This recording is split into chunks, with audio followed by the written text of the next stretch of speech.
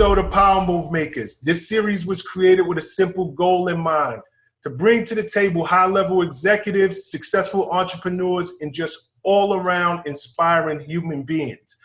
Now, this week's guest, I have been a fan of his and I have watched him over the years, and I think he is so incredibly inspirational. He's the founder and CEO of Maven. Maven is a hair extension company that has this ingenious business model. They allow local hairstylists to serve as their sales force and sell the hair products directly to their clients. How ingenious is that? Diishan Imira, welcome to the Power Move Maker Show. I hope I didn't botch up your last name too bad. It's all good. It's all good. You got it right. Thank you, man, for having me. And I was, like I was telling you beforehand, thank you also for, all the contributions you made to hip hop and creating that environment that really showed us the first entrepreneurs to model ourselves after and really know that there was ways that we could make money if we were just creative. So anyway, I'm glad to be here. Nah, thanks for your time. I appreciate it. I love your story. And I love, just so you know, the Power Move Makers platform, I really try to bring forth incredibly inspirational people like yourself. I like to showcase people who are not in front of the camera, but behind the scenes, because there's so many young brothers and young sisters that they think their only way out of poverty is through being in front of a camera or bouncing a basketball or saying a rap. So when I hear stories like yourself, success stories like yourself, I have to bring you and share you with our audience. So again, thank you. Yeah, no, thanks for having me. It's a whole other world behind the camera. I'm sorry? There's a whole lot going on behind the camera. Absolutely. There's a lot of things that we could be involved in. There's a lot of places that need our talents. And there's a lot of voids to fill where there's money to be had, and there's businesses to be created. It doesn't always have to be in front of the camera, like you said. That's so right. That's so right. Let's start from the beginning. All right. You're from the Bay Area, correct? Yep. Born and raised, Oakland, California. Nice, nice. What was your upbringing like? I had a little bit of a mixed upbringing. So I was, born in East Oakland, and my father was out of my life by the time I was 5. And okay. My father was actually an incredibly intelligent and educated man. He was a lawyer, but he got sucked into some bad stuff, and drugs were involved, and he was out of my life by the time I was 5. My mother, permanently. Yeah. I mean, I maybe saw him. I saw him once when I was maybe 16, and then that's it. And then he passed away when I was 24. Oh wow. So he was basically, I didn't really have a relationship with him since I was 5. Now my mother, during that time, she was going through medical school, and she actually became a doctor. And, when they divorced and split, there was a lot of money issues. We bounced around. We lived in different houses. We lived with friends. And we ended up moving into, my mom wanted to get us into a good school zone, right? Zip code. So we can go to one of the better public schools in Oakland. And so we ended up moving into the Oakland Hills and living with these 3 Ethiopian women. So we all got together in a house and shared this house with these 3 Ethiopian women so that we could be in the good school district. Uh-huh. So anyway, and so I say that to say that I was fortunate that my mom found ways to get me exposed to other ways of life and other things, right? And so anyway, I came up, in Oakland. I went to Skyline High School. I was sort of typical teenager, getting in a lot of trouble and, had father issues and all that stuff. And I was running around Oakland doing, you know, mischief, let's just say. Being and a teenager. Yeah. And I ended up going to Hampton University for college. Okay, HBCU. Why go from the West Coast to the East Coast? Why was going to a HBCU so important to you? I'm be 100% honest with you. I wasn't even planning on going to college, but my best friend at the time, his parents were super strict, and he always knew what he wanted to do when he grew up and everything. And he went on a black college tour, and he came back and he was like, "Look, it's hella girls at Hampton." And he was like, and I was like, "Well, shit, then we're going to Hampton. Let's go." And that was my energy at the time. Like I had no plan, but I was just with whatever the action was. Can we stop there for 1 second? Yeah. Your dad's a lawyer. Even though he's not in your life, obviously he's an educated man. Your mom's in the medical field. She becomes a doctor. So I have to assume that, number one, education was big in your household. Is that correct? Your mom moved you to this really good school district, so she's looking out for your future. So I will put it like this. So my mom she was very hippie, right? We're talking like Bay Area, Oakland, San Francisco, fight the power, hippie type of, new age. And her style of raising me was very much, you do what you want to do. You are who you are, and she didn't push things on me like that. And just to give you another sense of that, like my last name, Imira, it's not my mom or my dad's last name. They made up my last name out of a combination of both of their heritages. My dad took an African word, my mom took a Russian word, and they put it together and made my last name. Because they wanted me to be my own person. And my dad didn't want to give me the slave name. But that's the sort of like... Your dad's African-American and your mom is Russian, correct? She's Russian, yeah. Russian Jewish, yeah. And so she, so they wanted me to just be my own entity. And so anyway, that's just the sort of like energy that was carried in my upbringing. It wasn't like, you're gonna go to college and you're gonna do this and you're gonna do that, and I didn't have that. It was very much like, what do you want to do? And whatever you want to do, you live and you die with those consequences, but I'll support you, whatever it is that you choose to do. And so I didn't have like a lot of pressure to make those decisions in high school. And so I was really just about adventure. What's that? No, I said, I'm sorry. Go ahead. Yeah, I didn't have that type of pressure to make those decisions the way a lot of people did. So I was really just about adventure, and I really just wanted to be wherever the action was. That was just sort of my vibe. So I was chasing fun, and I was chasing trouble, and I was chasing activity and action. And so, my best friend was like, "We're going to Hampton, and there's action." So I was like, "Yo, let's go. Let's get out of here." And that's how I ended up in Hampton. I wish I could say that I was like, I want to support and be part of do HBCUs and all that, but that really was not how I was thinking. I didn't have a sophisticated way of thinking at that time, Gotcha. So, yeah. What'd you major in? So I ended up majoring in sociology. And I picked that after my first year. Those were the classes that I just loved. Like, I was fascinated by why people do what they do, like why groups of people do what they do. And to me, that was really like, if I understand why groups of people do what they do, I can figure out anything.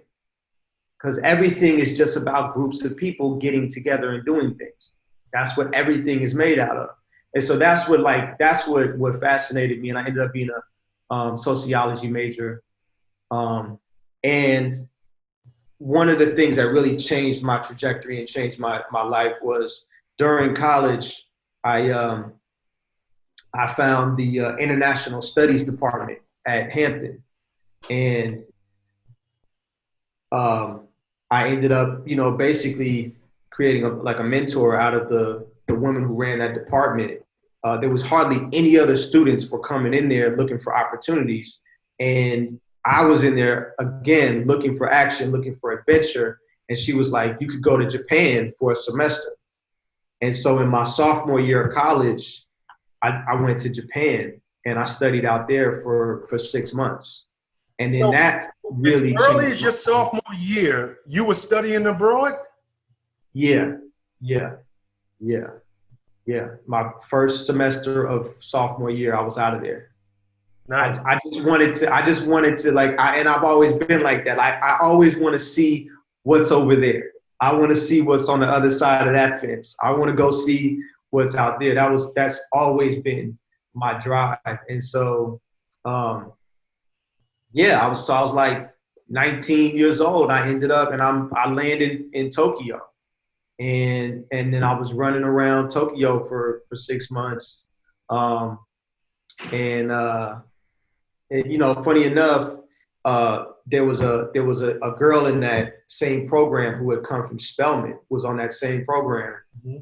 And fast forward, 15 years later, she was the first person to write a check to Maven and invest in Maven.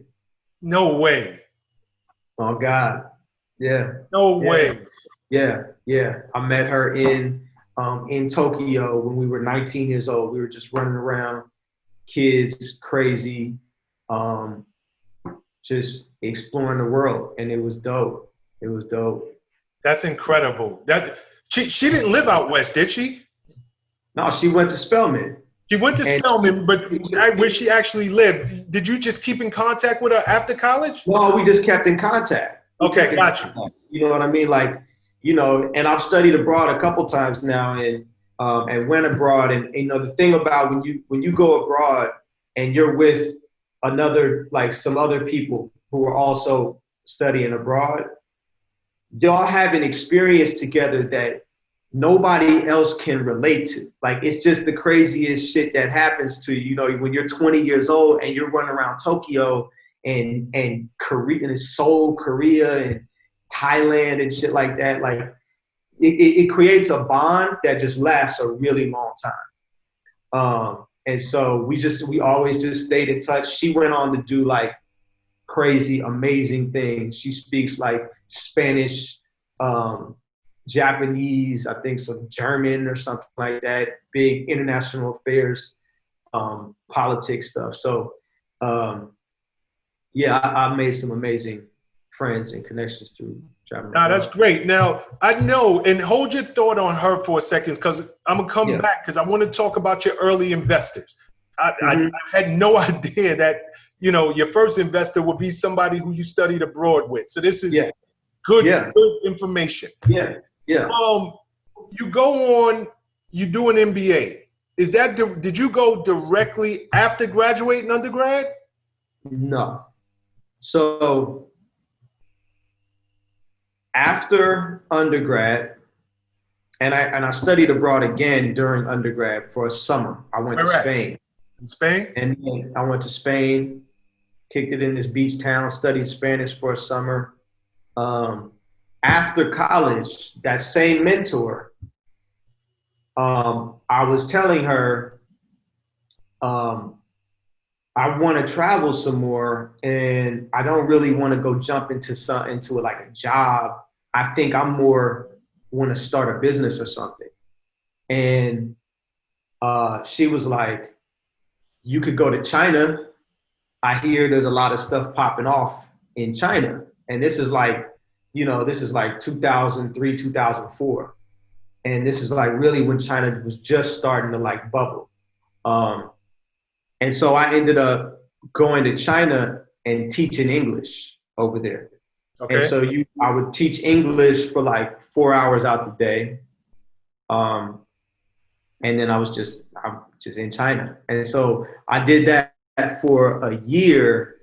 And China is really when my hustle was just completely ignited, right? So I had always been sort of like I always had like a hustle going for something. But when I got to China, I was just surrounded by opportunity, and everybody in China is a hustler. Like everybody in China got something for sale. Paint the picture for me. Give me an idea. Okay, well, look, like China is where everything is made, right? It's the factory and the wholesale depot for the entire world, right? So you get there and everybody has something for sale. I mean, anything you could possibly think of: light bulbs, toothpicks, plastic baggies, toothbrushes, furniture, like everything that's in your house, there's a factory in China that makes the shit. Correct. And so, and so I get out there, and everyone that works there is everyone around you is somehow connected to international trade. And so I just start seeing stuff for sale that's cheap. And so one of the first things that I got drawn to was I had some friends out there. I had found this small group of other like black dudes out there. A couple of them were like military or whatever.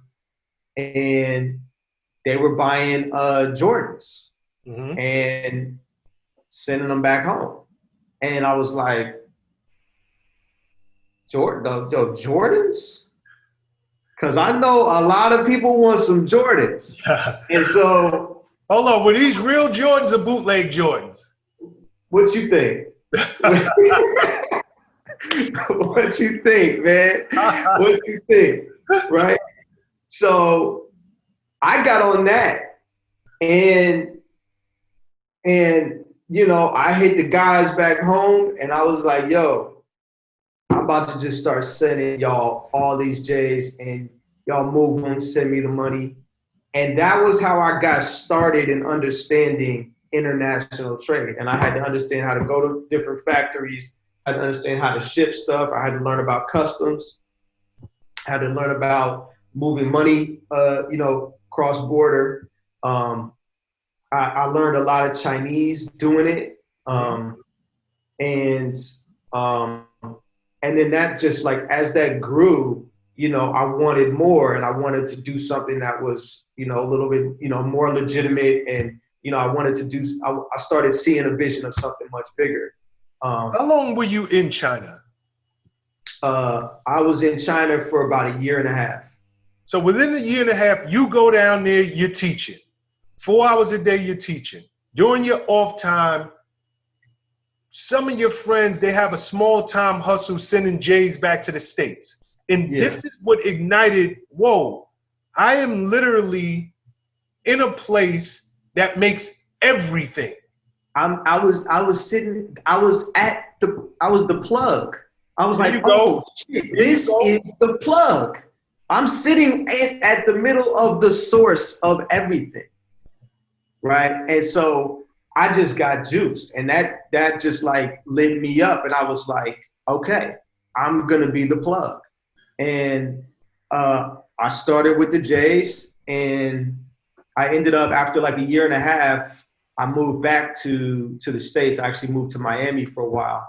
And, and I would go back and forth every now and then back to California or whatever.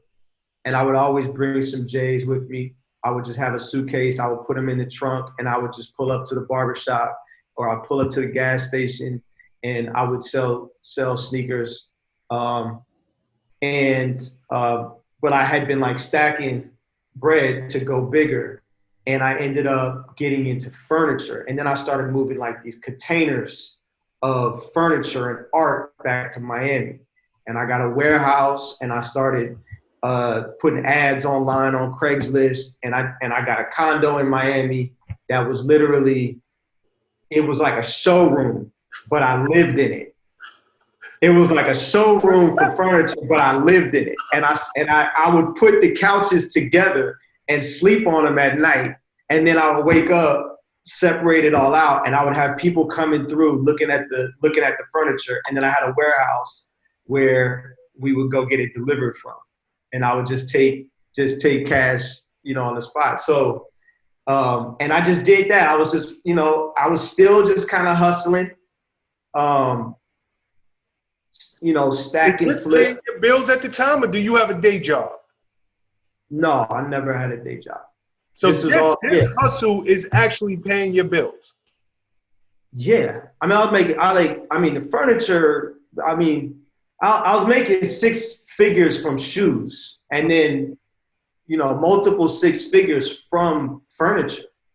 Like I was getting, containers of furniture that I would import, and I had an entire warehouse, and I just sold stuff like cash just off Craigslist. And I still at that point really didn't have like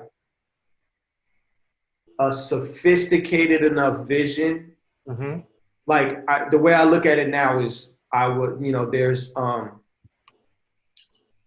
hustling, and then there's business. And business is when you cross that threshold from hustling to business, there's more of a plan. There's more of a long range goal. There's more of a structure to it. And I was still in that mode. And I was like 24 years old and just like spending all my money in Miami and just having fun. But that's when I started to really, I started to understand that there was a lot that I did not understand. Mm-hmm. Right. And so I had started to meet people who had real businesses, and, they were multi-millionaires and had corporations. And I remember I was sitting at Bayside in Miami with one of my friends, and he was a currency trader, and he was asking me about my stuff in international trade. He was really fascinated. And I was saying, like, trade makes the world go round. Goods make the world go round. And he said, yeah, he said, but nah, you know who really makes the world go round? And he just pointed up, and I looked up, and it was a Bank of America building. And I really had an epiphany at that moment that that's where the money moves. And I want to know who's in that building, and I want to know what they're talking about. Mm-hmm. At the top. I want to know the business of money, not just the products and the goods. And that really changed my mindset and made me start thinking like, okay, I want to go get an MBA, because I want to know who's in that room, and I want to know what they're talking about. So it was that moment that changed your mindset completely. It really was. I'm making money on the street. I'm hustling. But there's a big difference between hustling and business. Yeah. And if I'm ever going to graduate, if I am ever going to become a true businessman, I need to find out with these guys on that top floor what their discussions look like, what's happening in those conversations. I mean, every level that you can graduate to is just a function of what room can you get into. That's it. That's it. Because, business is business at all levels. It's just configured differently. It's a different conversation depending on the type of room that you're in. It's all the same fundamentals, but different games just have more zeros attached to them. There you go. And so in one room, there's a room where people are talking about $50,000 plays, and there's another room where people are talking about $50 million plays. And there's another room where people are talking about $50 billion plays. And they're basically all the same, but each one is just a different game. So from that perspective, I looked at getting an MBA as a chance and an opportunity to meet people who could get me into rooms like that and understand what the conversation was that they were having, so that I could figure out how to get in that myself. Dope. You go back to school, you take your MBA. Yeah. I went to Georgia State University for an MBA. It was an accelerated MBA program. So I didn't want to go spend a full 2 years out of the game. So I did a program that was an intensive. So you in class like all day, every day, but it's only for 14 months. And it was like international. So we did like 3 months in Brazil, 3 months in Paris, 2 months in China, and then I did an internship. I finished that with an internship in Ethiopia, in Addis, at Ernst & Young. And so I was in and out of there in 14 months. While I was in there, I was like networking and I was trying to meet venture capitalists. So I had sort of honed in on Silicon Valley while I was in business school. For two reasons. One, I really started to understand that like Silicon Valley is the epicenter of like what's moving the world right now. And then two, I was like, wait, so over there in Silicon Valley, 30 minutes from where I live, they're giving out $10, $20 million bags to kids to start companies. And I was like, oh hell, like I'm getting some of that. Right. And so that started to kind of become my focus. Mm-hmm. And then when I graduated, I just moved back to the Bay, and my goal was like, I'm gonna build a company on the internet, and I'm gonna do it with venture funded, and I'm gonna do something at scale. I want to play a 9-figure game. I'm done playing a 5-figure game, 6-figure game. I want to play a 9-figure game. So this is your mentality at that point in your life. Yeah. So This was very intentional. It is no accident that you built a business that you scale up. No. How old are you around this time? What's that? How old are you around this time? 27. Very inspiring. And honestly, like by Silicon Valley standards, like, I was probably older than most of the kids starting companies in Silicon Valley these days are like 22 years old, 23 years old. I didn't know Silicon Valley really that's where it was until I was 27, 28. Mm-hmm. So I didn't get Maven going until I was like 30, 31, which actually out here is old. That's actually old in Silicon Valley standards. You were old walking in. I was old head. Yeah. Yeah. So yeah, I came very, very intentional. When I got back from B school though, I didn't know what the thing was going to be, but I did know I did not want to jump into a job. And I actually tell a lot of entrepreneurs this, that there was a 2-year period between when I got back from getting my MBA to when I got, let's say, in the game, which meant like I got into this accelerator, this accelerator called POWERMOVE. We're going to get to that. Right. And where that 2-year period, I'm actually the most proud of. Why so? Because that was probably the most mentally hard space to be in. So I'm 28, 29 years old, 30, about to be 30, I have an MBA, I speak Chinese. My classmates are going and they're taking like 6-figure jobs at like, you know, consulting firms and shit like that. And I had the decision like, okay, I know I want to start a business, but if I go get a job right now, it's just going to suck my brain juice out. Like it'll suck my life force out. And I won't have time to explore, experiment, and figure the angles out to get something going. And so I chose to instead move back into my mom's house. I got a job valeting cars at night. And then I just worked on trying to figure out the game during the day. And so now I'm like 30 and I'm moving to my mom's house and I got an MBA and my classmates are laughing at me and my mom is even looking at me like, yo, what you doing? You know, she's looking at me, everyone's kind of looking at me crazy.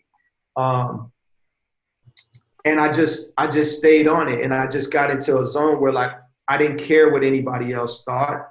And if I had to be, you know, humiliated for 2 years in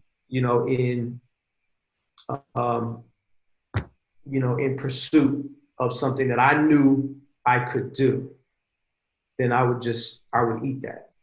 And can we take a second here? Because there's an entrepreneur right now. There's somebody out there right now that wants to excel.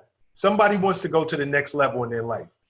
But you just touched on such an incredible gem.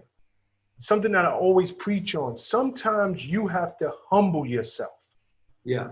And you have to take what by outward appearances would seem like a step back. Yeah. But in that step back, it allows you to figure out your plan so that you can take this giant leap forward. But it does require humility. And it does require blocking out all of that noise and getting out of your own head. Because like you said, you're an MBA now. Yeah. Your friends, they're going and they're getting 6-figure jobs. Here you are, a person who has made 6 figures. Yeah, yeah. Moved back in your mom's house. She's looking at you like you're nuts. Everybody you went to school is looking at you like you're nuts. You're valeting cars. Yeah, yeah. But I love the fact that you are being so upfront and honest about the process, because sometimes it just takes, let me dumb it all the way down, clear up some brain real estate and figure it out. Yeah. So I'm glad you talk about that. And I make that point because, and I make a point of saying like, I'm really the most proud of those 2 years because that's where I see a lot of people get stuck. That's where I see a lot of people make that left turn instead of going right. And they had a dream or they had a thing and they just couldn't take the external pressure, the expectations, the narratives, their friends, their family. They couldn't take that. And they went left. But through that process, I learned so much about the game just from those 2 years of going through that and then seeing the breakthrough on the other side. I felt invincible. Once you break free of thinking about what other people think, you're invincible. Like that is the thing that drags like 90% of the people down, you know, and like people are not really afraid to fail. People are afraid to be seen failing. Please say that one more time. Yeah, people are not afraid to fail. They're afraid to be seen failing. So true. It's so powerful. And that outside influence is so powerful, and people need to acknowledge that influence is affecting their decision making. Like every time you think about, I should do this or I'm going to do that, there's a thought that goes through your head about one of your friends or somebody in your family and like what they would think or what they would say about that. That is all external chitter chatter that doesn't have anything to do with you. And it's only going to pull you back. So, anyway, yeah. So I love that. Yeah.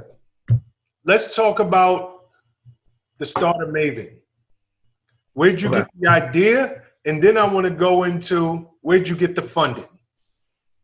So, so I had been playing around with different ideas when I got back from B school. And this one sort of came out of left field where someone in my family who was a hairstylist asked me if I could get some hair extensions from China for her. And so I was like, all right. And at that time, that's the guy I was. Like everybody that knew me would just always be calling me, asking me, what could I get from China? Right, I was the plug. So I hooked her up. I got some samples. I brought her back. She was like, that's dope. And I brought some of those samples to some other salons and they were all just like, yo, can you give me some more? And like literally I was just like pulling up to the salon and I'll just like walk in with like 2 bundles in my hand and be like, I got hair. And then they would just like rush me, at the door. And really it started because I was in this mindset where I'm trying to figure out what business to start. I need to have some income, some basic level of income, but I need to get it in a way that doesn't take up all my time. Mm-hmm. And so then when people started asking me for hair, I was like, oh, well, this is easy because I can make like $400 or $500 a day. Just pull up to a couple salons and just get it off real quick. And so I ended up just doing that and putting bundles in the trunk and just driving around, spend like 2 hours driving to the salons, get out, hop out, sell some hair. And then I was free for the day and I could work on stuff. And the more I started doing that with this new framework now from like I had went to B school and I'm seeing things now from a much bigger top-down perspective, I started to see something way bigger. And I'll be honest with you, a lot of people describe Maven as a hair extension business. And that is never what I ever intended Maven to be or the way that I thought about it. Hair extensions are not the focus of the business, even though we sell hair extensions, right? But outside looking in, yeah, I know. I look at it as a distribution network. Yeah. So I don't know where you're going, but I can just tell you, yes, I've heard it described as a hair extension business, but what you have built feels more like an incredible distribution network. Yeah, and that was what I came to solve. What I saw was there's $6 billion of these products being consumed by us. They don't sell it in the hair salon where the stylists are doing the hair every single day. It's sold across the street at the Korean beauty supply store. The customer goes and buys it herself, brings it over here. Stylist doesn't make any money from the product. But one better before you go. Yeah. Not only does the stylist not make money from the product, but they're referring. They're telling what to get when you go. And so I just see this middleman sitting here and they buy the hair from China. They're Korean, but they buy it from China. So I'm like, I could get it from China and she should be the one who's selling it because she's already got all the customers. I love this. So what I saw was a distribution problem, not a hair extension problem. And for me, if I could move, hair extensions would be the cornerstone product that we would build this thing on. But once the channel is built, we can move any type of products and we can move hair care products and tools and all these other things. And so that's what I saw. And that's also why it was a technology business. It was about building distribution. It was about building a platform and a network that could be leveraged to build businesses on top of. And so that's what I saw. And so you're seeing this, and again, I want to walk through this slowly because I want your company is wildly successful. Do you get this vision from the street level? You're still going hand to hand, door to door, dealing with the stylist, or is it over a certain period of time that you come to understand this is much bigger? This is not just, I get it, it's not just here, it's more of a distribution, but this is nationwide, global. No,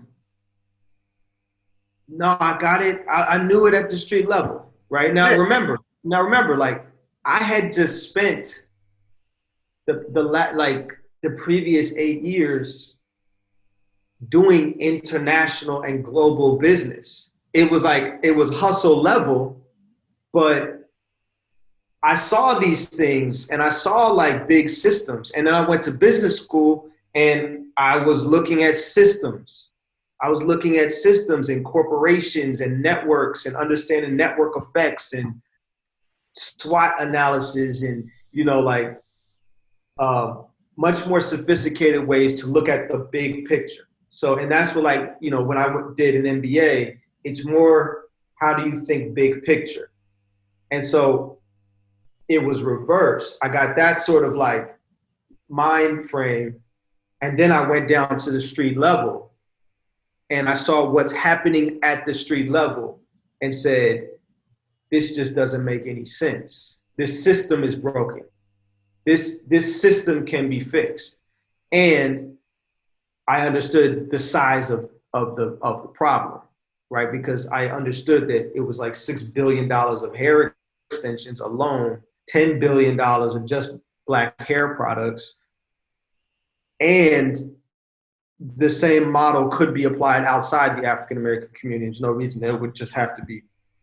So, correct. Right. So that's what I saw. And so that's what sparked, okay, this is something that has the scale, size, and is perfect for me to do, which is a really, really important part of my decision to go down this path, which is that a lot of people, I think, they look for opportunities outside of themselves. So they're like, where's a hole that needs to be filled? But you have to match that hole, right? So like, it's almost like the hole is like a puzzle piece or an empty puzzle piece space, and you have to fit into that. So this business is half supply chain. It's dealing with China. It's import, export. These are things that I understood. These are things that I had experience with. So I had an advantage there. And so that's why I chose, that's why I also, that's why I decided to just go hard into it. So before you go further, got a question for you. Yeah. You 100% had the skill set, the experience, the background to get this business off the ground. In your words, yes, there's an opportunity there, but your experience fit. Yeah. Did love, passion, any of that stuff fit into your decision making? Were you loving what you were doing at this point, or was this strictly opportunity that I'm tailor-made for? It was love and passion were definitely part of it. So first of all, I get passion from, the way I think about it is I like puzzles. These are games to me. I like untying knots. I like figuring out, stuff. I'm passionate about that. And business is all about that. Now, and I'm about making money. I like to make money, right? And there's nothing wrong with that. Now, at the same time, I grew up in a family that was very, like I said, hippie, social justice oriented. You know, my mom's friends were like ex-Black Panthers, and they would be like Black Panthers at the you know, Thanksgiving, and you know, we would be at ashrams, and we would go to, you know, multicultural, you know, anti-oppressor rallies and stuff like that. You know, this is Bay Area culture, right? Like counterculture stuff in the, you know. So I always also grew up with like a sense of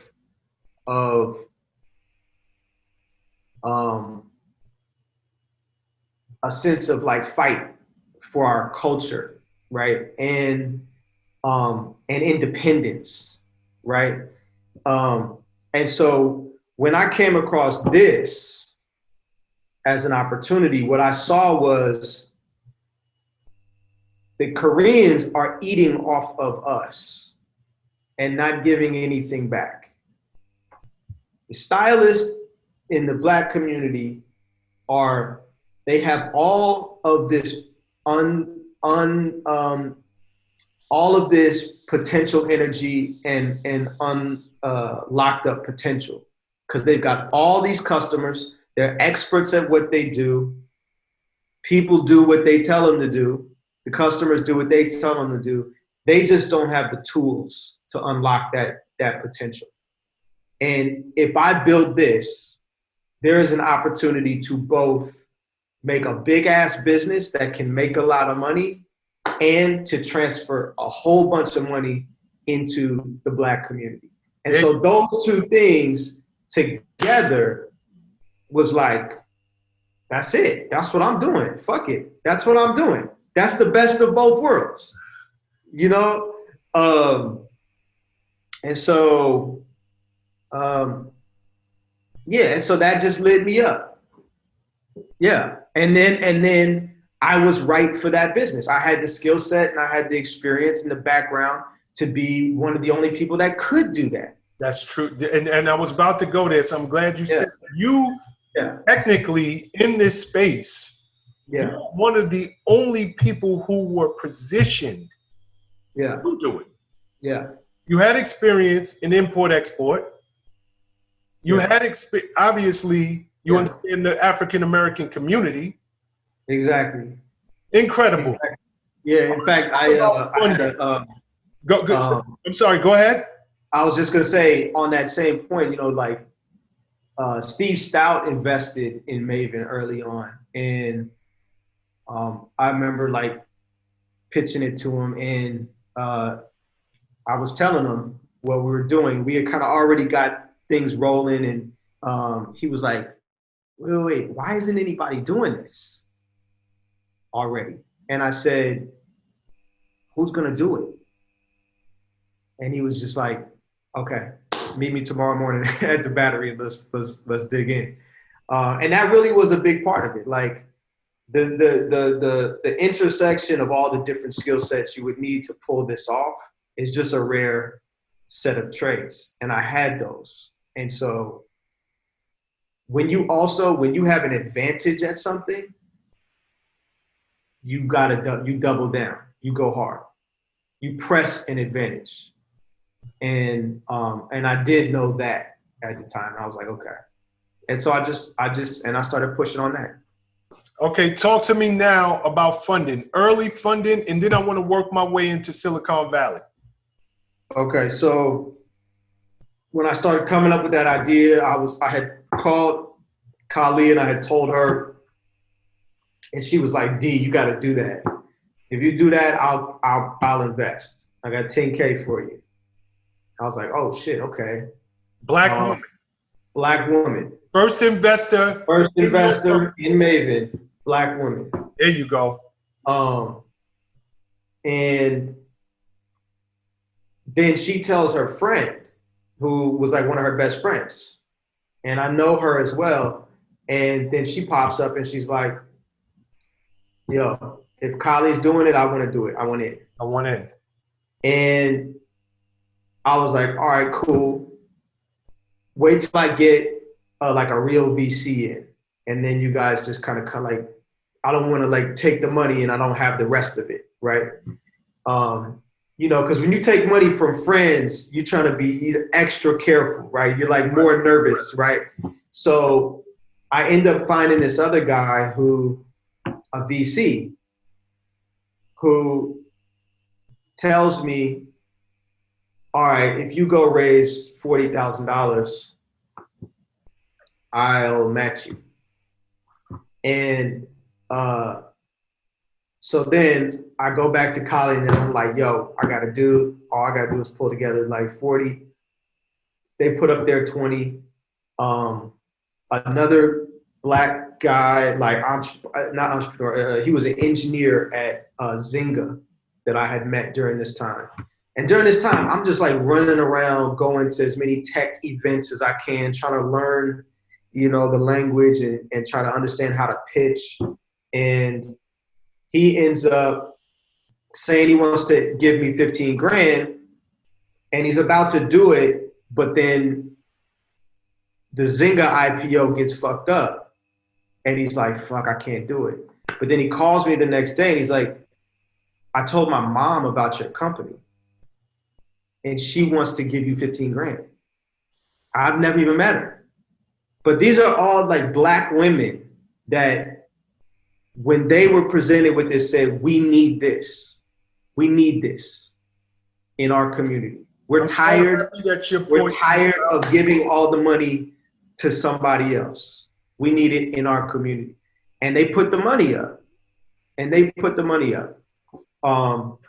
And then one other dude that I had met, another brother who was out here, introduced me to this white dude named Adam Glickman at a Fuddruckers. And Adam was like, this is cool, I'll give you 20 grand. And that was how we got, I think it was the first $48,000. So then I go back to the dude, the VC, and I'm like, yo, I got the money. And then he's like, well, tell me about your numbers some more. I'm like, wait, what? That's not, like, why are you asking me? You said if I get the bag, you're gonna match it, whatever. And he's like, okay, you know, so basically he tries to pull out. And I'm like, yo, you can't pull out because I just told everybody. And he's like, okay, fine, well, I'll send you $3,000. And then he never sends the $3,000. He just never sends it. And I go back to everybody and I'm like, yo, I thought this guy was gonna come, but he didn't. And everybody was just like, take the money and go. Just run it.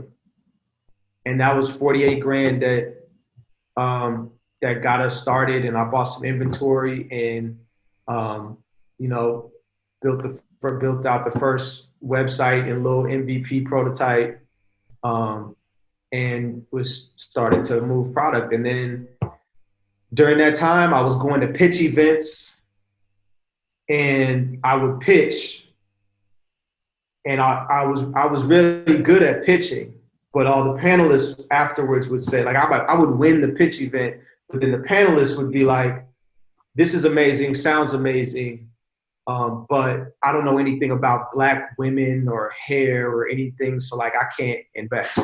And that was happening over and over again, but eventually one of those panelists said, let me introduce you to this guy who runs this accelerator called 500 Startups.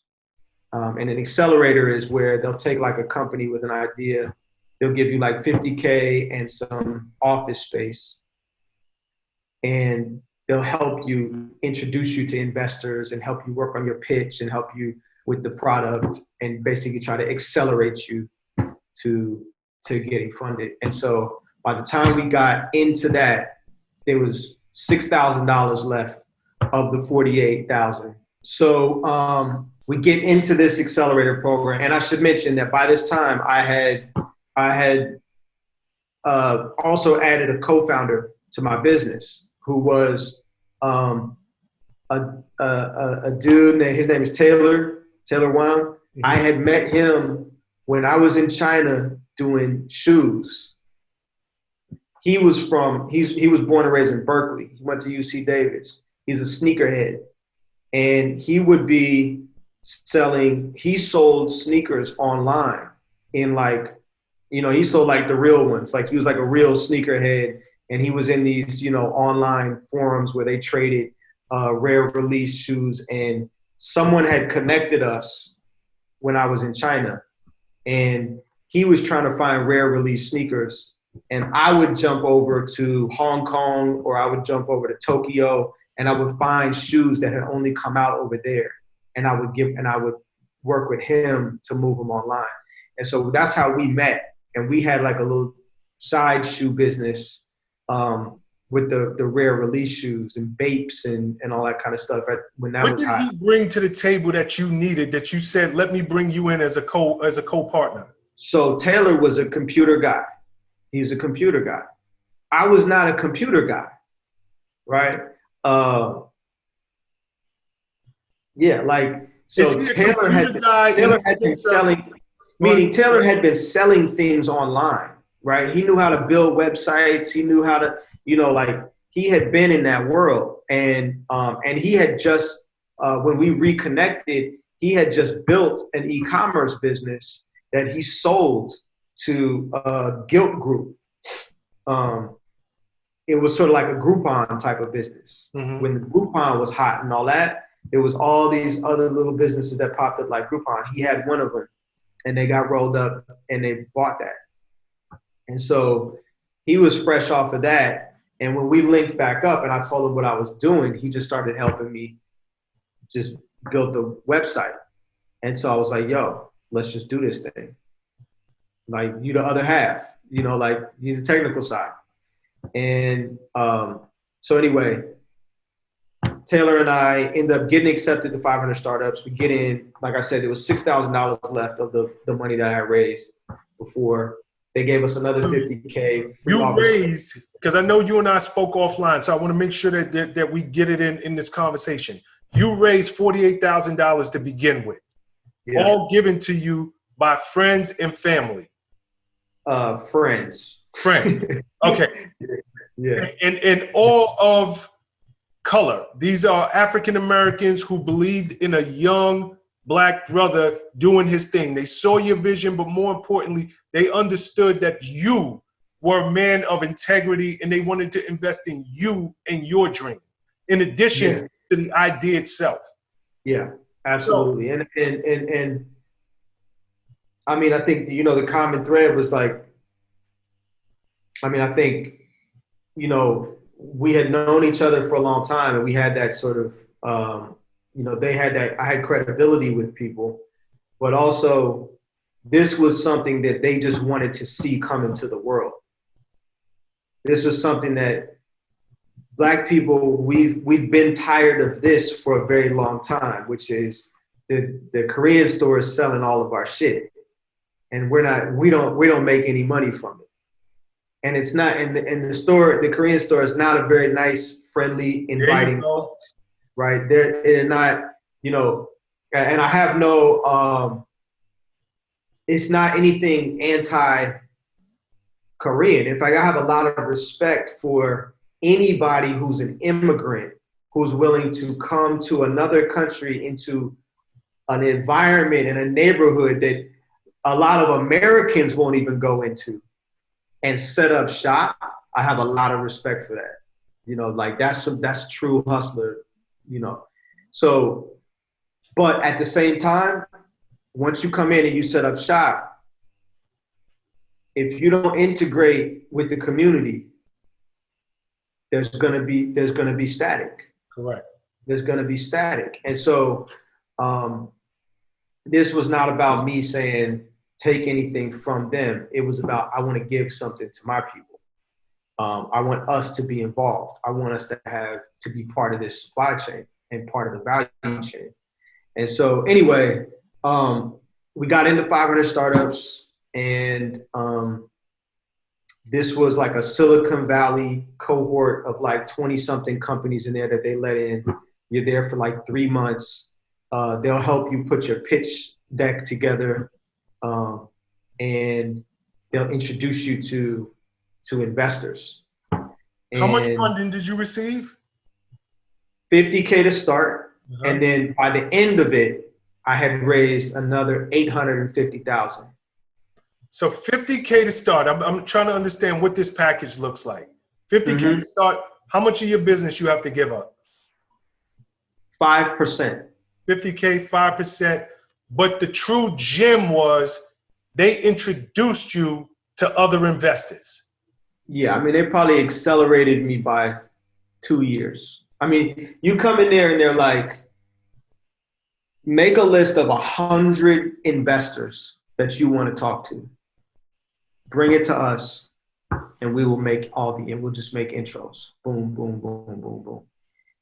And these are people like, it would have taken me years to try and meet all these people. I didn't know anybody to introduce me to any of these people, right? So to get you in the door, yeah. You mentioned earlier that you are in these pitch competitions. So right about now, I'm assuming you're ready for these meetings. You have your pitch down pat. And just, I'm getting ahead of myself. Yeah. You're an MBA. Yeah. I gotta believe MBA, they focus on these elaborate business plans. Did that help you? Or now that you're pitching to venture capitalists, investors, are they looking for something more dumbed down? Like, what does that look like for you? Super dumbed down. I had to unlearn my MBA shit to know how to talk in Silicon Valley. So in Silicon Valley, it's like, a 10-slide deck with as few words as possible, more charts. And it's just about telling a story about a market, a huge market that exists, a customer who is dying for this problem that they have to be solved, and a clever way for you to solve that problem. That's it. And then why are you the one to do it? Why are you gonna win? So this is about storytelling, right? And which makes sense because early stage investment, there's not a lot to go on, right? There's not big models to build and financial spreadsheets to analyze cash flows and discount cash flows and all of this stuff, balance sheets and shit. It's an idea. And maybe you have a little bit of traction. Like when we were in 500 startups, we had maybe like $7,000, $8,000 a month in sales. It wasn't like rocking through that wasn't going crazy, but it was going up each month a little bit, right? And so you're just telling that story, and they're investing more in the potential and size of this market, size of this problem, than necessarily exactly what the business looks like today, which they expect to change over time anyway, right? So they sort of discount all these very fancy models and business plans because they're sort of like, none of that, it's not going to go that way anyway. Like, it's not going to turn out that way anyway. So we just want to know the opportunity is real. You're a great entrepreneur. You have a real customer who's in dire need of this thing, and you've got the grit and tenacity to just stick with it and build the thing out. So did I hear you correctly that you said you start out with this 50K investment from 500 startups, and by the time you were out of the program, you raised an additional 800,000? Yeah, 850. Really? Yeah. Okay. And so here's what I want you to tell me, and maybe you just answered this, but I gotta believe now you're working your way into Silicon Valley. Yeah.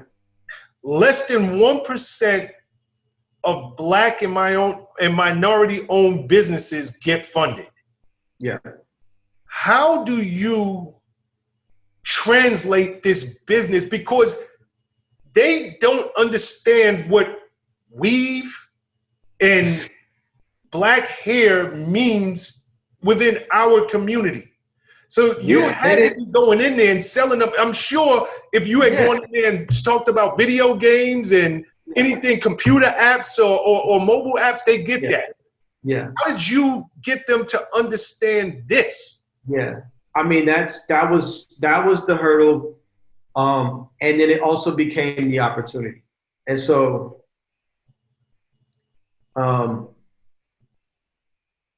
anyway, you know, a lot of these investors, zero contact with Black people. Like, not even contact. Like, what's a hair extension? And then I tell them what a hair extension is. And they're like, you mean like when I see Black women, like that's not their hair?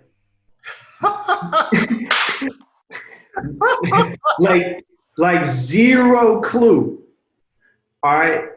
And so I'm starting from zero in trying to educate people. And what that meant though was that when you started from zero, you get two types of people. Either the type of person who's like, get the fuck out of here. I have no desire to start from zero and get into something that I have no idea about. Or you get people, and it's a lot less people, but you get them who are like, I'm looking for something that nobody else knows about. I'm looking for something crazy.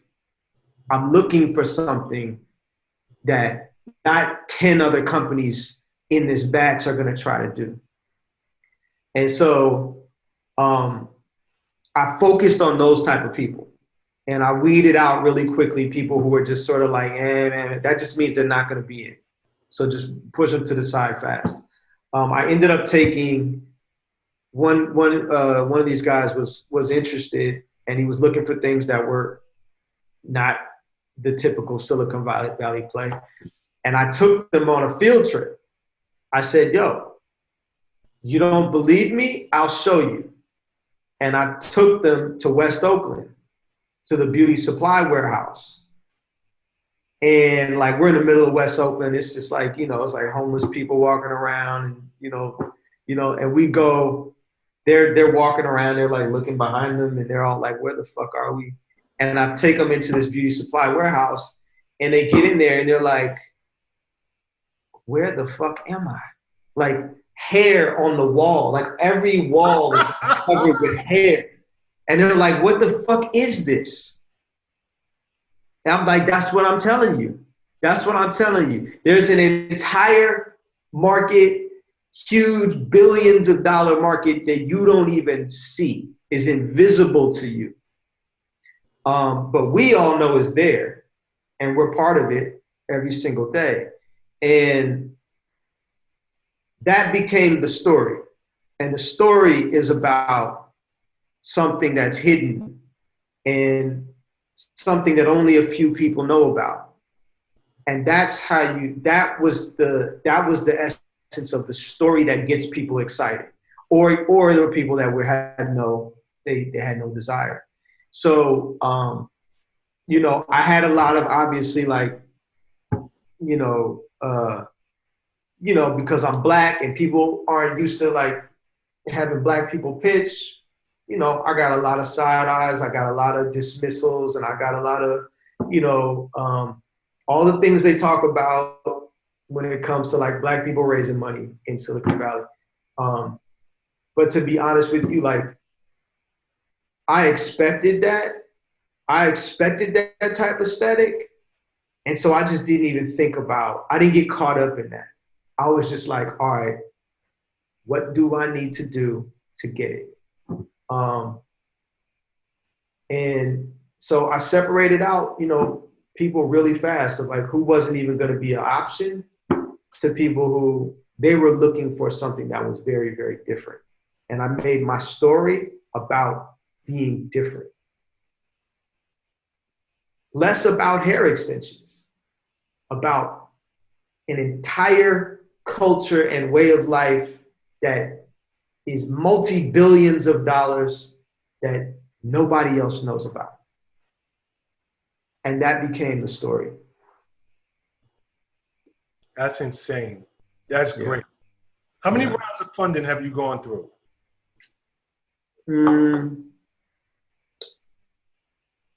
so there was, 500 startups. We did that, 850.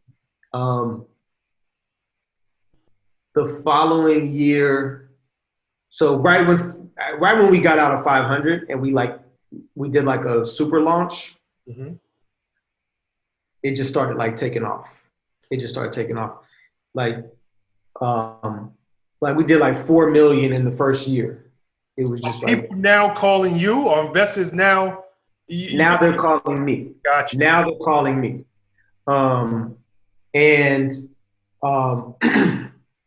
So we're growing really fast. I'm adding employees.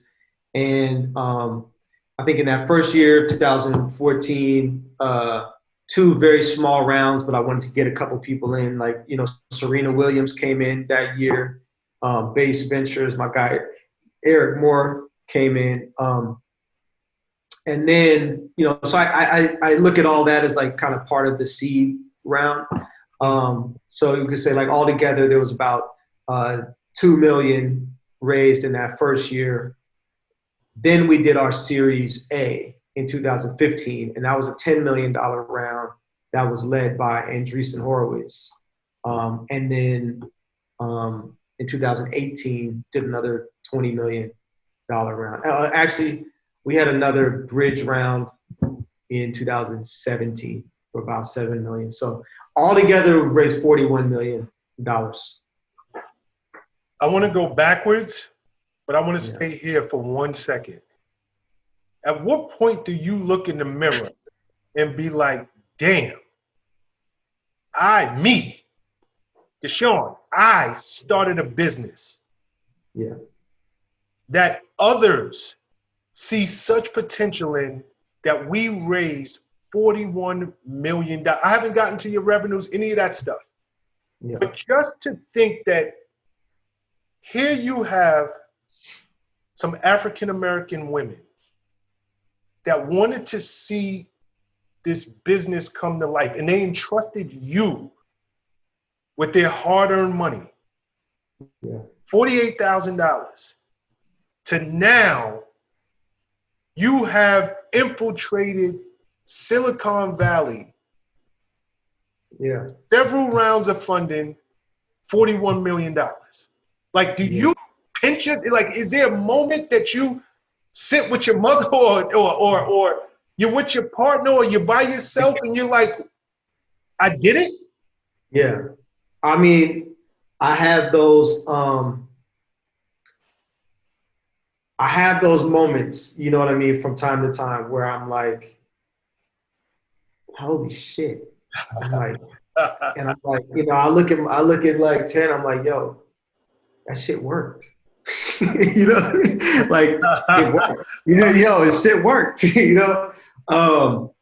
But honestly, I have way more moments where I'm like, we got to do more.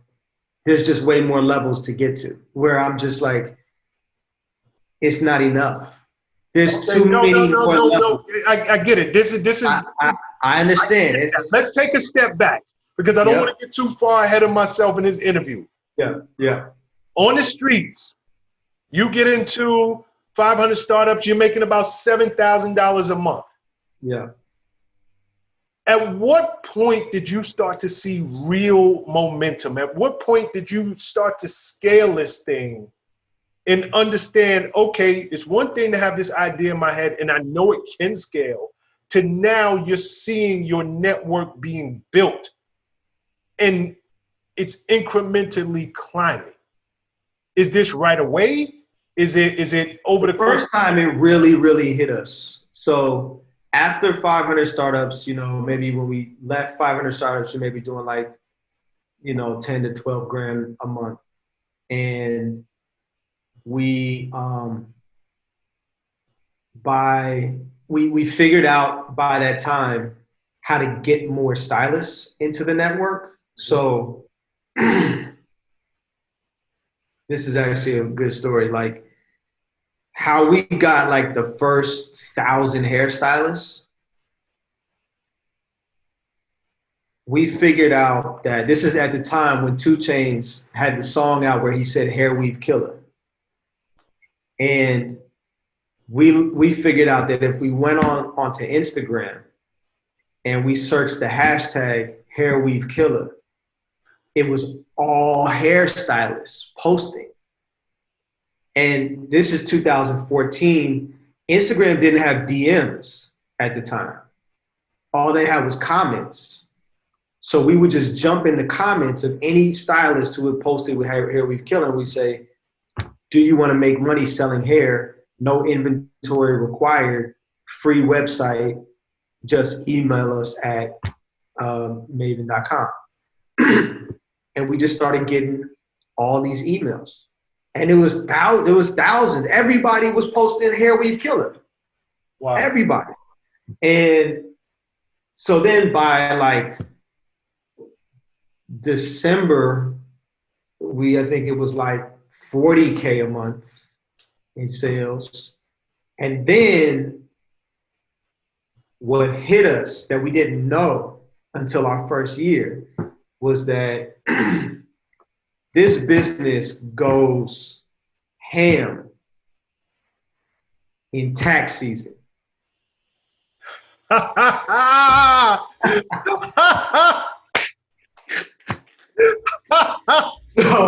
So we weren't expecting this, like it came out of nowhere, like out of nowhere. And now we've learned that like we have this thing like down to the day now, because there's literally like a direct deposit day for, you know, for income, for whatever, tax refunds or whatever. And business tripled.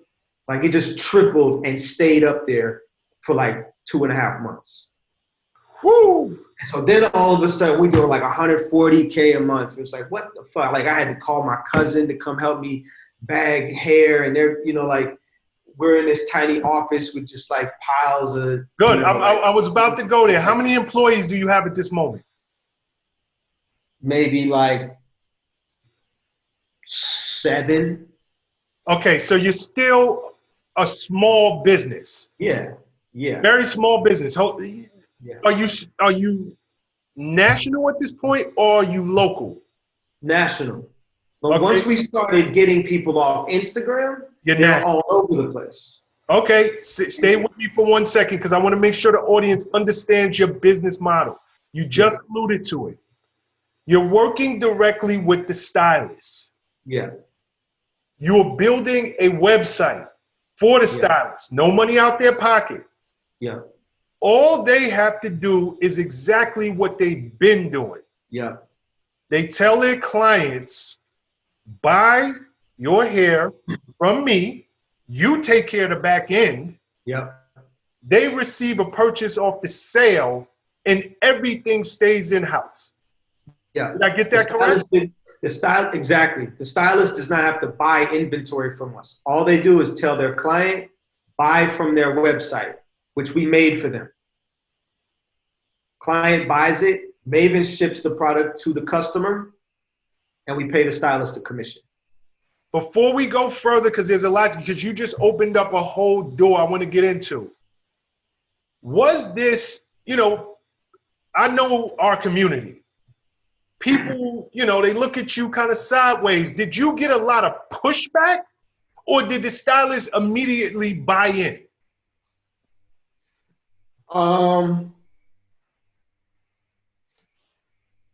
Well, here's what we did early on.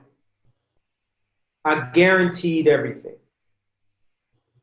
I said, if the customer doesn't like it, if they don't like the hair, you can wear the hair. If you don't like it, money back. I launched like that because I did know that the stylists, their biggest concern is, am I recommending something that's going to be a good product? Yep. And so by having the guarantee from the very, very beginning, we were able to get over that first hurdle of like those first set of people like, you know, who is this? What is this?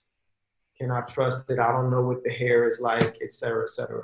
And then once people started getting the hair and then they liked it, then everybody started getting more and more comfortable with the brand. And then all the stylists knew all the other stylists were selling it, and they were like, okay, I'm getting on board. So, you know, sometimes you have to pay the upfront cost of earning people's trust, and you have to be the one that steps out there first. You know, but we still do that to this day. We guarantee everything. And that was key to my business. I think like ethos from the very beginning was that like there isn't another product that people buy that cost like a consumer product that people buy that costs this much money, $200-300, and there's no type of warranty, there's no type of guarantee or protection on the product. But in our community, once you buy it from the Korean store, that's it. They're not giving you your money back. You don't like, there's no consumer consideration. It's like, buy it, get the hell out of here, tell a friend. Like that's how they treated us, right? And I did not want it to be like that, right? I think like our community and our customers deserve a level of respect in this industry. Why are the places where we shop for beauty look like liquor stores? Why don't they look like Sephora? Why don't they look like Ulta? Why aren't they beautiful places that cater to you and give you what you came for and treat you like you're actually really the customer? That doesn't exist. And so I also wanted to bring respect and trust for my customers at the same time. And part of that trust was if I offer a guarantee, people are not going to abuse it. And they don't abuse it. And that's why we still do it to this day. There's like an expectation that like our community is just going to instantly try and rip off or run away with whatever free shit they can get. It's not true. It's not true. You know, it's just like right now going on with all these protests, and it's like people rioting and breaking windows, and then you zoom in and you see who it is. It's white dudes doing this shit, right? But we're looked at as like we're the ones who do this type of shit. It's not true. It's not true. We're, for the most part, great people just trying to live our lives and do shit the right way and get by and live life. So I wanted that sort of like energy and spirit to come through in the product, you know, that we had. So we earned trust early on, and then that spread. So and then it started rocking. Was that? Question for you. Yeah. You said come around tax season, something you could not have predicted. It's just something you needed to live through to understand we get this spike. Yeah. You're in business for how long at this point? I mean, like the real launch was in like September of 2013. And so the spike comes in February. Of 14? This is like of 14. So this is like 5 months. You had a lot going on in a very short period of time. Yeah, it took off. Like people wanted it. I'm thinking we're talking over the course of a few years building this thing up. It took off immediately. Within 1 year of launching, like that September, probably the September of the following year, we were doing $700,000 a month. Excuse me? Yeah. Within 1 year. A month. Yeah. A month. I want you, now you're a young businessman now. You're obviously in your early 30s. Yeah. Talk to the audience. I'm in my late 30s. You're in your late 30s. No, I told you, I'm an old head in Silicone Valley. Not today. Okay. Back then. Oh, back then. Okay, got you. Yeah, you're in your early 30s. Yeah. Your business is booming. Yeah. Talk to me, forget me, talk to the audience about some pitfalls, about things, some growing pains that you guys went through, because it's one thing to struggle with your business. Yeah. Right? Yeah. But it's a whole other thing when your business is moving faster than you And now you have to chase it.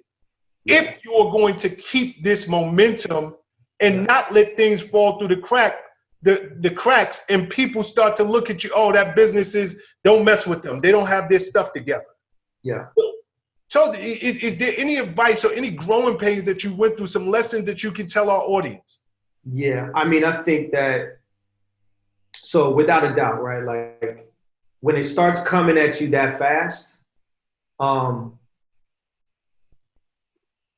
the business scales faster than you as a person can scale.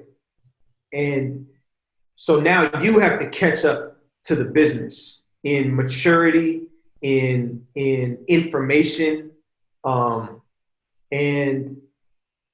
you have to learn new skills, because what got you to what got you to blast off is not necessarily what's going to get you to the moon. Correct. And so you start to see, like, once like the machine starts going, you start feeling the car shake. You start feeling the rails start to like shake, and there's all kind of shit that like can start to break. And so like you got to hire up all these people, right? You got to get new office space that can fit everybody. You know, you have to really learn finance as fast as possible. Otherwise, you're gonna run out of money, or you're gonna fuck up the money. A lot of things you have to learn comes from. Well, let's play this. To like, no person can really scale as fast as something can grow. What you have to learn how to do is manage other people and manage a larger group of people who can scale with the organization. And so really then it comes down to you learning how to manage teams and manage a team. And you have to put trust in a lot of people when you maybe are not used to putting trust in a lot of people, because you've just been doing it yourself all these years. And you know, in those times, like when you're trying to keep up with the business, it takes a tremendous amount of focus. There's a lot of temptation to get unfocused and go and do all the, you know, the fuckery on the side and prematurely celebrate, right? Which is one thing, like, I always try not to do is like, there's a balance between like celebration of your wins, but you have to do that in a very focused, tight time frame. You win, quick celebration. Now you back to the business. There's a whole nother level. You didn't win the whole game. You won one hand. You didn't win the whole game yet. So I think you have to keep that type of mentality and like stay super focused, and you have to work on how you manage other people when things start growing that fast. Otherwise, it will get out of control. And a lot of times it got out of control. And, you know, like I had employees end up stealing at one point. I had employees fighting with each other at one point. Like, we had the office. We ended up having, like, we grew so fast, I got all these sales reps who were just calling all the stylists from all these inbound leads. And I had like 50 people, and we had to get this office super fast. So we ended up getting an office in Richmond, which, you know, it's like, you know, super urban area in the Bay Area. It's hood. But I got it for like $1 a square foot, and I could adjust, and it was monthly. So I wasn't locked in. Mm-hmm. And shit, we had the office broke into like 4 times. Wow. You know, like I'm up in the middle of, we installing little cameras that go to our phones, and I'm up in the middle of the night fucking looking at our shit in the middle of the night. And so it doesn't stop. Like, the problems they just do not stop. It just keeps coming. But if you just stay focused and stay on it, yo, you can do it. Nah, I think it's an incredible story you're telling right here. How many employees do you guys have now? 65. Got 65. So you're still relatively a small operation. Yeah, yeah, yeah. And I want to keep it that way. From a people perspective, you know, a lot of times people ask you, like, one of the first things people ask you when you run a company is like, how many employees do you have? Mm-hmm. Because that has become sort of an indicator of the size or success of a business.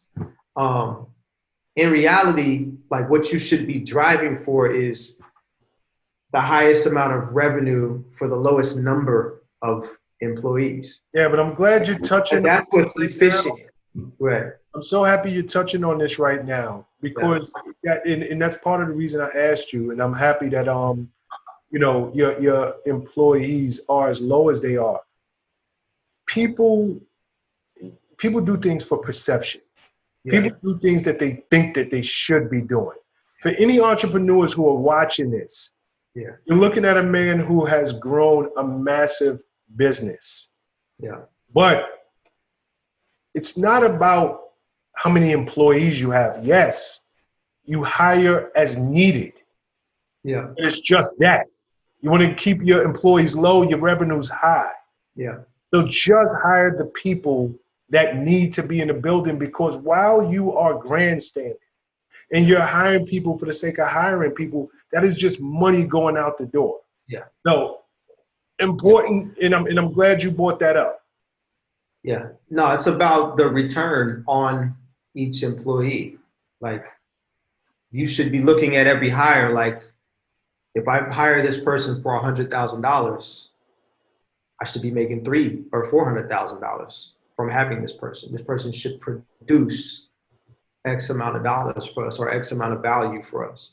And you want that number to be as high as possible, right? Like, I think Google is like a company where it's like per employee, they make like $1 million per employee or something like that, right? It's not, you don't want just hella people.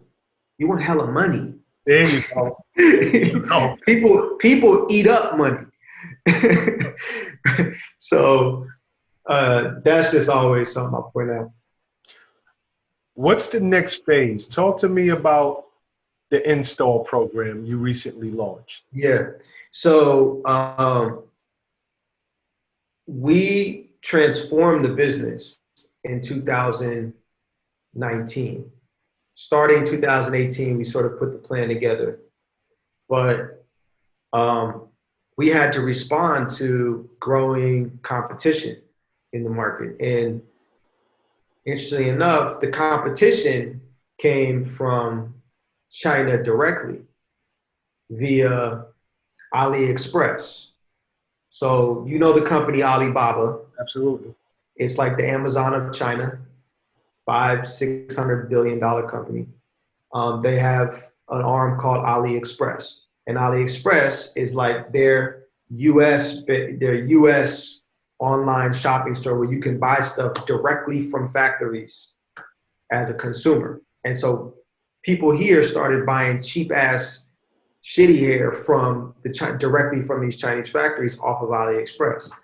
But they'd be selling it for like half the price. And so it started to drive the prices down and compress the margins for hair for most of us who had hair-based businesses here.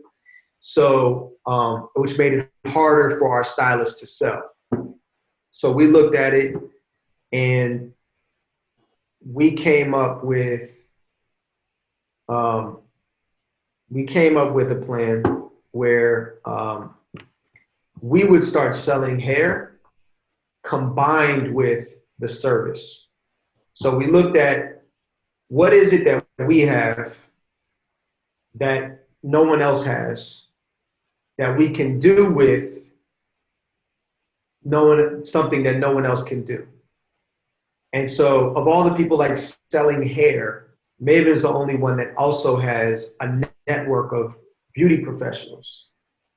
So we looked at that side of the business and said, okay, well, there's the services side of the business where you know, the hair might cost $250, but you got to also pay $250 to get it installed. So the hair is only half of the equation. What can we do on this side?